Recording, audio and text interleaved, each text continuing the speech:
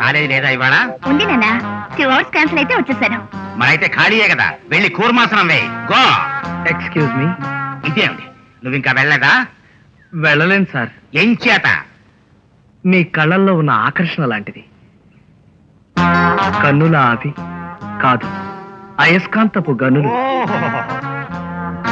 చూస్తూ గడిపేయచ్చు యుగాలు. శబాష్ శబాష్ కృష్ణమూర్తి, నువ్వు నాకు చాలా బాగా నచ్చావా.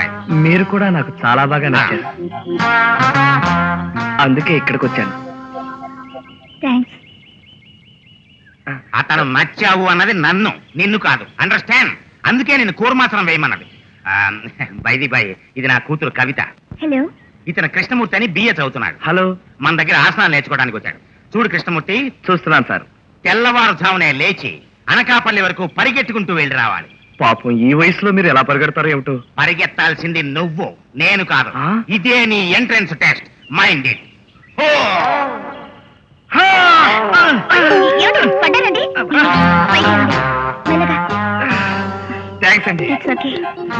కవిత గారు, అనకాపల్లికి బస్సులున్నాయి కదండి, పరిగెత్తమంటారేంటి మీ నాన్న? పరిగెత్తుతూ వెళ్ళడం ఇక్కడ రూల్ అండి. అనకాపల్లి ఇక్కడికి ఓ 20 మైళ్ళు ఉంటుందండి.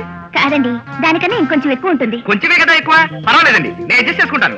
అనకాపల్లి వెళితే సరిపోతుంది కదండి. కాదండి, మళ్ళీ తిరిగి రావాలి, అది కూడా రన్నింగ్ తోనే. మొత్తం 40 మైళ్ళు. అయితే ఎలా, ఇంకో 10 మైళ్ళు ఎక్కువైనా పర్వాలేదండి. ఈ వెనక మా కుక్క కూడా వస్తుంది. కుక్క ఎందుకండి, పిచ్చిముండా, పరిగెత్తలేక వస్తుంది. సావదండి, దానికి అలవాటే కదా. మీరు కరెక్ట్ గా పరిగెత్తుతున్నారా లేదా అని ఎవరో ఒకరు చూడాలి కదా. కరెక్ట్, మీరు కుక్కను పంపించండి.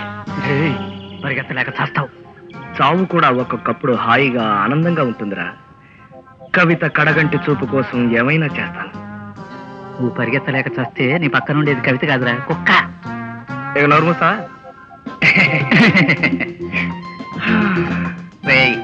తెల్లారుజామున అనకాపల్లి పరిగెత్తాలి. ఓ కరెక్ట్ కరెక్ట్. పాపం మొదలెట్టేశాడు.